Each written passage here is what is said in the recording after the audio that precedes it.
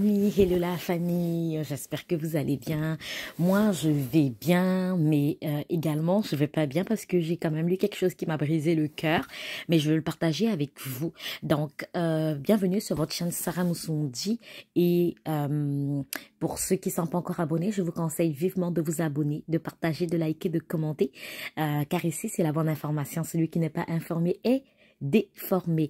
Donc aujourd'hui, je vais encore vous informer des mises à jour concernant les secteurs les mieux demandés dans le domaine de l'emploi au Canada en 2023. Donc, vous voyez, je suis sur une page d'un journal qu'on appelle TVA Nouvelles. C'est vraiment un journal que je lis beaucoup parce qu'il y a beaucoup d'informations qui sont données. Donc, ici, avant de commencer, voyez ici, on met quels sont les emplois les plus en demande pour 2023. Ça a été publié le 11 janvier à 10 heures. Le 11 janvier 2023, nous sommes le 12 aujourd'hui, donc c'était hier. Et c'est aujourd'hui que je suis en train de le lire pour vous. Donc, avant de commencer, j'ai aussi vu qu'il y a une publication qui a été faite pour une famille française qui sera comme expulsée. Ils sont ici au Canada, ça fait 2 ans, mais ils seront expulsés. Ils ont 90 jours pour pouvoir quitter le Canada. Donc, ces personnes-là avaient des visas de la résidence temporaire. Certainement, ils sont venus en tant que travailleurs qualifiés, mais pour une durée déterminée. Donc, finalement, on n'a pas renouvelé leur permis de travail et on les demande de quitter le Canada. Cela rejoint mes anciennes vidéos. J'ai toujours dit aux gens, avant de prendre une décision de pouvoir voyager, il faut s'assurer que c'est la bonne décision que vous avez prise. Ne quittez pas votre pays pour le plaisir de quitter. Certaines personnes ont un emploi, ils sont stables, mais ils se disent que je vais avoir un avenir meilleur, peut-être au Canada, aux États-Unis ou en France ou ailleurs dans le monde. Mais croyez-moi, parfois c'est pas si facile que ça. C'est pas parce que vous écoutez le mot Canada, vous écoutez le mot États-Unis, vous écoutez le mot France que c'est facile. Non, il y a beaucoup de réalités qu'on ne vous dit pas, mais que moi, je vous dis parce que comme je vais pas vous mentir, je vais pas faire des vidéos, comme je dis, pour le buzz, pour le plaisir ou pour avoir des vues, mais plutôt pour vous dire la vérité, à quoi s'attendre. Donc, il y a des personnes qui sont arrivées ici et même les demandeurs d'asile, qu'on a refusé l'asile et on les a demandé de quitter le territoire canadien. Il y a des personnes qui sont venues en tant qu'étudiants et ont fini les études et ils doivent quitter le territoire. Il y a d'autres qui sont venus en tant que travailleurs qualifiés, temporaires et on les a demandé à la fin, on n'a pas renouvelé leur permis, ils étaient obligés de quitter. D'autres, certains sont venus en tant que visiteurs et ont voulu changer de statut, ça a été refusé. Donc, c'est pas parce que vous voyez comme là des affiches qu'il y a pénurie de main-d'œuvre que le Canada cherche les gens comme font d'autres personnes dans d'autres vidéos. Oui, le Canada est en train de chercher des gens, le Canada cherche des gens et tout que vous allez vous dire parce qu'ils cherchent des gens qui ne font pas la sélection. Ils font vraiment une sélection, mais une sélection très rigoureuse au point où ils refusent beaucoup de gens. Ok, vous voyez même les visas sont refusés à des personnes comme, je pense que c'était Yemi Alade, c'est ça? Oui, Yemi Alade qu'on avait refusé le visa. Il y a des étudiants africains qu'on refuse le visa. Et pourtant, les universités, il y a de la place. Mais il y a des visas qui ne sont pas donnés. Et actuellement, le délai, comme je le fais dans toutes les vidéos, le délai est très élevé. C'est plus de 6 mois, le délai. Quand je dis plus de 6 mois, il faut vraiment patienter. À moins qu'il y ait vraiment un cas, comme je dis, d'urgence, vraiment, un cas, moi je dirais urgente, que eux, en ce moment-là, ils vont délivrer le visa pour vous. Donc, il faut juste, comme je dis, mûrir votre décision, avoir les 2 pieds sur terre quand vous faites des choses et s'assurer également que vous faites la bonne procédure pour que ce soit à long terme et non à court terme.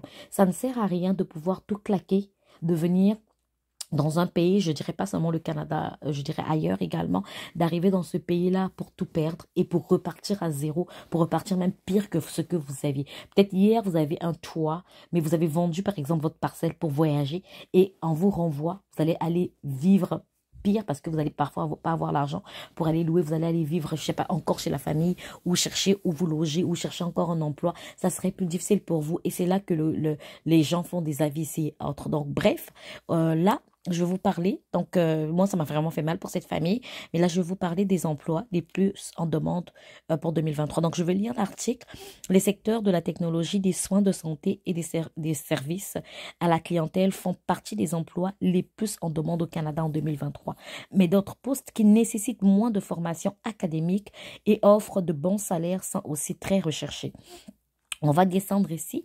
Donc, avec le départ de la retraite de la génération des baby boomers, les employeurs canadiens sont aux prises avec une pénurie de talents en métiers spécialisés et en poste, en poste col bleu, a affirmé mercredi par communiqué Marie-Pierre Bédard, vice-présidente exécutive chez Randstad Canada. La prédominance du commerce électronique aurait donc une influence sur les emplois en demande, notamment sur celui de développeurs qui se retrouve au haut de la liste et celui des coordonnateurs de marketing numérique. Les postes de gestion des ressources humaines se retrouvent en deuxième position. Effectivement, c'est vraiment en demande en raison du rôle clé de ce travail dans le monde post-pandémique où les attentes des travailleurs ne cessent d'évoluer. Le peloton de tête se clôt avec l'emploi d'ingénieurs mécaniques, un secteur en pleine croissance avec les énergies renouvelables. La pénurie dans le secteur de la construction commence à se faire ressentir puisque les soudeurs sont très en demande partout au Canada. Il en est de même pour les postes de commis d'entrepôt, de chauffeur plutôt, ou encore de chargé de projet de construction. Les emplois d'infirmières, de techniciens comptables ou encore d'associés en vente se retrouvent aussi dans le classement des 15 emplois les plus en demande au pays.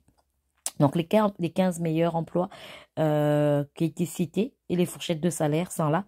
Donc, ici, vous voyez développeur. Donc, la fourchette de salaire, ça va de 68 000 à 155 000 $ selon le niveau du poste. Gestionnaire des ressources humaines, la fourchette de salaire, 75 000 $ à 156 000 $ selon le niveau de poste. Ingénieur mécanique, fourchette de salaire, 66 000 $ à 131 000 $ selon le niveau de poste. Soudeur, la fourchette de salaire, c'est 40 000 à 74 000 $ selon le niveau de poste. Technicien, commis comptable, la fourchette de salaire, c'est de 61 000 à 114 000 $ selon le niveau de poste toujours. Infirmière, la fourchette de salaire, c'est de 68 000 à 94 000 selon le niveau de poste. Commis d'entrepôt, la fourchette de salaire, ils ont mis 17 $ à 29 $ l'heure, ok, selon le niveau du poste. Conseiller au service à la clientèle, donc la fourchette de salaire, c'est de 43 000 à 74 000 $ selon le niveau du poste. Chauffeur, la fourchette, c'est de 42 000 à 65 000 $ selon la fourchette de poste. Associé aux ventes, fourchette de salaire, c'est 46 000 à 84 000. Assistante administrative, la fourchette de salaire, c'est 47 000 à 99 000 selon toujours le niveau du poste. Analyste d'affaires, 62 000 à 152 000. Superviseur de production, 52 000 à 114 000. Coordonnateur du marketing numérique, 62 000 à 122 000. Chargé de projet de construction, 61 000 à 150 000 selon le niveau. Excusez-moi, selon le niveau de poste. Donc là, vous avez, en gros, c'est vraiment la fourchette. Et comme on dit, c'est selon le niveau de poste. Et ce sont des secteurs qui sont vraiment demandés. Le service à la clientèle, c'est vraiment demandé. Présentement, croyez-moi, c'est vraiment, vraiment, vraiment demandé. Surtout avec ce qui s'est passé avec la pandémie. Il y a eu beaucoup de secteurs qui ont été touchés. Il y a le service à la clientèle, les gens travaillent en télétravail et tout. C'est vraiment demandé un peu partout parce que le service à la clientèle, c'est le pilier en fait d'une entreprise. Donc, c'est vraiment demandé. Assistante administrative aussi, vous voyez qu'il y en a vraiment beaucoup. Je vais juste faire l'expérience avec vous. Ok, donc là, je suis sur Indeed, comme vous le savez. J'ai déjà partagé plusieurs fois ce lien pour les emplois. Donc, sur Indeed, je vais ici mettre service à la clientèle. Ok, service à la clientèle. Ben, il me demande, par exemple, en télétravail et tout. Vous voyez ici, regardez le chiffre qui s'affiche là. 11 519 offres d'emploi de service à la clientèle. Donc ici, vous voyez, par exemple, agent service à la clientèle, électroménager, robinerie, c'est dans la ville de Longueuil, c'est à temps plein. Le salaire ici, c'est de 18 $ à 21 $. Et vous avez des critères, ok? Ici, vous voyez, représentant aux ventes internes pour les ventes aux États-Unis. Ici, Vous voyez, c'est bien écrit. On n'a pas mis le salaire, mais comme je vous dis, c'est vraiment demandé. Vous voyez que la demande est forte ici. Spécialiste de l'expérience client. C'est toujours le service à la clientèle. Euh, et vous voyez que c'est de 40 000 à 45 000 par année que vous pouvez avoir. Donc ici, conseiller ou conseillère technique de 21 $ à 25 $ de l'heure. C'est selon l'expérience. Donc, vous allez voir, mais il y a d'autres. Vous allez voir que le salaire est moins ben, certains, le salaire est moins que d'autres. Directrice de la restauration. Donc ici, vous voyez, à partir de 70 000 l'année que vous pouvez avoir. Superviseur du service à la clientèle, 22 $ de l'heure. C'est à temps plein. Donc ici, on vous dit 46 $600 par année. À partir de 18 $ de l'heure. C'est adjoint administratif, réceptionniste. Agent de service à la clientèle, 17 à 27 $ de l'heure. Donc, vous voyez que c'est vraiment comment je peux dire, un secteur qui est vraiment en forte demande. Ici, de 18 à 22. Avant, quand on cherchait vraiment le service à la clientèle, ce qu'on voyait plus, c'était comme des 13 $, des 14 $, des 15 $. Aujourd'hui, c'est vraiment au top quand même le salaire. C'est 20 $, c'est 18 $, c'est 22 $, 27 $. Ici, à partir de 20 $, ça veut dire que selon votre expérience, vous pouvez avoir plus que ça. OK? Donc, c'est à partir de 20 $. Depuis qu'on est là, on voit vraiment, vous voyez, ici, 20 $ à 24 $, 20 $. J'essaie de voir si on peut trouver un à 16 $ jusqu'à 24 $ de l'heure.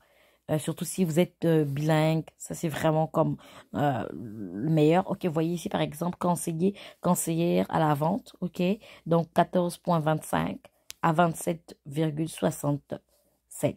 Et là, ça dépend, 69 plutôt, ça dépend vraiment de votre expérience, ok.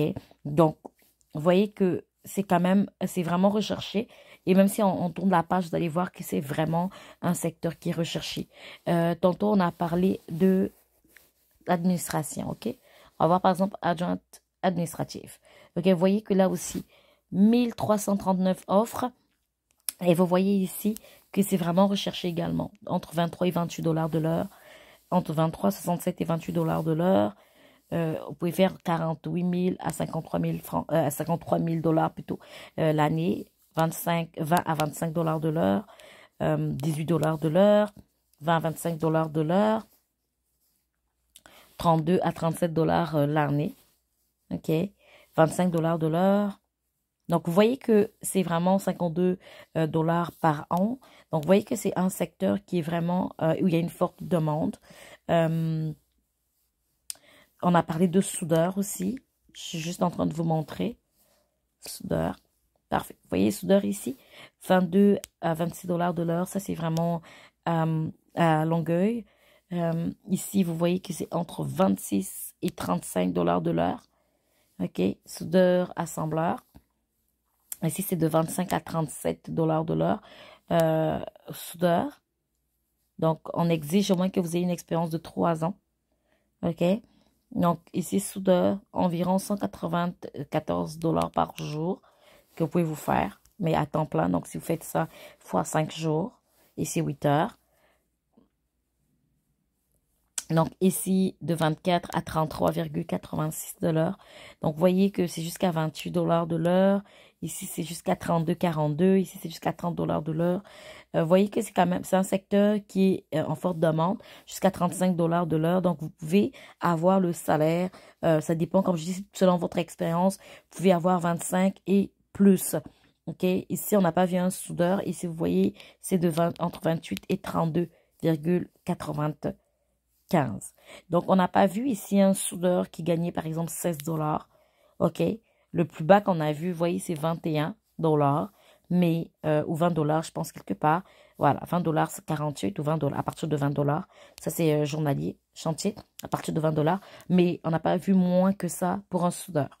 Donc, c'est juste pour vous dire qu'il y a vraiment une forte demande, que ce soit dans le secteur, surtout le secteur de la santé, les infirmières, c'est vraiment comme une forte demande pour ceux qui sont qualifiés. Parce que quand vous venez dans votre pays, vous pouvez faire la reconnaissance. Ce qui peut arriver, c'est que vous, ici, vous n'êtes pas reconnu comme infirmier et infirmière. Vous allez être reconnu comme préposé aux bénéficiaires ou aide de service. Le temps pour vous de pouvoir vous former et tout. Mais vous voyez ici, infirmière auxiliaire, 29 $ de l'heure.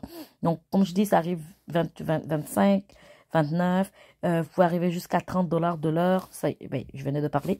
30 $ de l'heure, par exemple, infirmière auxiliaire.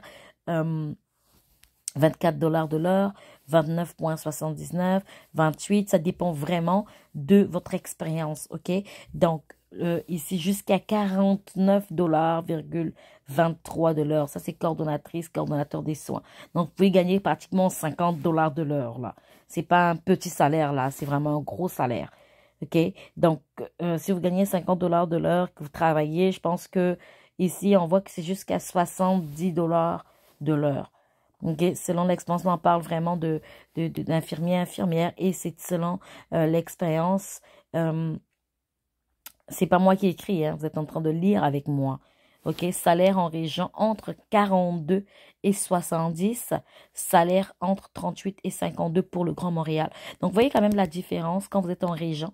Ça passe entre 42 et 70. Donc, quelqu'un qui est à Montréal va gagner 52 par exemple, fait le même boulot que la personne qui est en région qui va gagner 70.